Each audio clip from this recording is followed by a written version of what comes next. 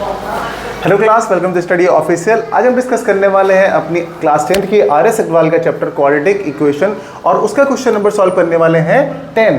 Last class में हमने आपको क्वेश्चन नंबर 9 सॉल्व कराया था और सभी बच्चों का आंसर जो पहले था वो सही आया था। तो आज हम देखेंगे कि कितने लोगों का आंसर सही आया था। तो क्वेश्चन नंबर 10 अभी हम सॉल्व करेंगे और आपको आंसर पता चल जाएगा। चलिए इसको सॉल्व करते हैं। देखिए क्वेश्चन नंबर 9 में फिर से वही अपना पुराना काम है, पहला टर्म, दूसरा टर्म और तीसरा टर्म। हम करते क्या है कि फर्स्ट और थर्ड टर्म को मल्टीप्लाई करते हैं। तो फर्स्ट और थर्ड टर्म को मल्टीप्लाई करेंगे तो कितना आएगा? 18 आएगा। सिर्फ हम नंबर्स को ही ले रहे हैं, इससे वेरिएबल से कोई फर्क नहीं पड़ता है। अगर हम बीच वाला देखेंगे, मिडिल टर्म देखेंगे, तो मिडिल टर्म को हम लिखेंगे तो ये हो जाएगा -3। अगर एक्स आप लिखते हैं नहीं लिखते हैं उससे कोई फर्क नहीं पड़ता है, ठीक है। तो यहाँ पर -3 आ गया और इसको हमको स्प्लिट करना है 2 पार्ट में। तो 2 पार्ट में स्प्लिट करना है और ऐसा स्प्लिट करना है कि जब उनको हम ऐड करें तो -3 आ जाए और मल्टीप्लाई करें तो ये आ जाए।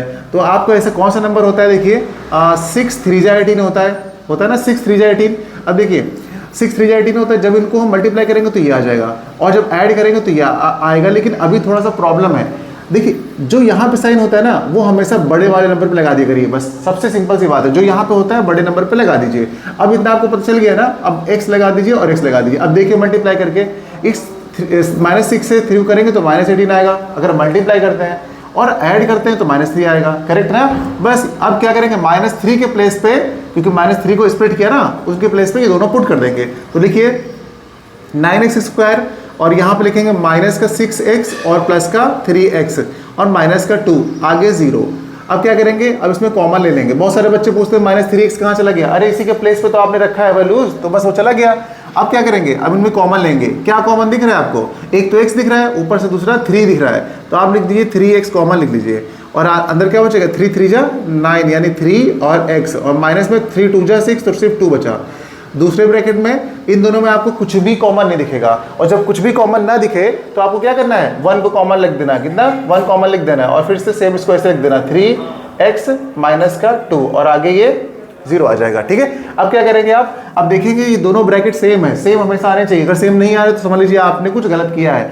अब इन दोनों को आप कॉमन ले लीजिए, यानी कि 3x माइनस 2 को अगेन कॉमन लेंगे। जब कॉमन इसको ले लेंगे, अगर कॉमन लेने में दिक्कत आ रही तो आप दोनों हाथ से ऐसे छुपा ले करिए जो कॉमन लेना है। फिर देखिए क्या बच रहा है, बच रहा है यहाँ पे 3x और यहाँ बच रहा है +1। इसी को एक दूसरे ब्रैकेट में लिख दीजिए 3x + 1 बस, और जो 0 था उसको आगे नोट कर दीजिए। हो गया फैक्टराइजेशन खत्म। अब क्या करना है, एक बार इसके आगे 0 लिख दीजिए, यानी कि 3x माइनस 2 करके 0 और एक लाइन खींचिए बीच में। एक बार इसके आगे भी लिख दीजिए 3x + 1 0 करके।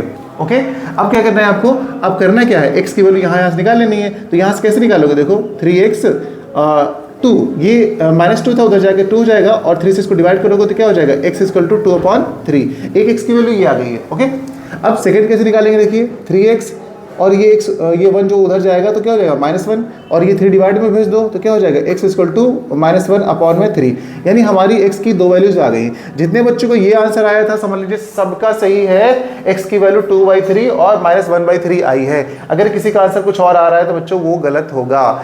तो अब आपके पास आता है क्वेश्चन नंबर 11 और ये है आपका होमवर्क। बिल्कुल सीरीज चल रही समझ लीजिए अपनी आर.एस. अग्रवाल के टोटल 74 क्वेश्चंस है और सभी के सभी क्वेश्चन हम इसी तरीके से करने वाले हैं। बड़ी जल्दी खत्म हो जाएगा, विद इन अ वीक, आपको पता भी नहीं चलेगा। बस डेली आपको क्वेश्चन सॉल्व करते रहने हैं। मैं दिन में आपको 2 से 3 क्वेश्चन प्रोवाइड करता रहूंगा बच्चों। बस आपको ज्वाइन कर लेना है, साथ में हमारे लग जाना है और आर.एस. अग्रवाल का एक क्वेश्चन और एनसीईआरटी का एक क्वेश्चन लगाते रहना है।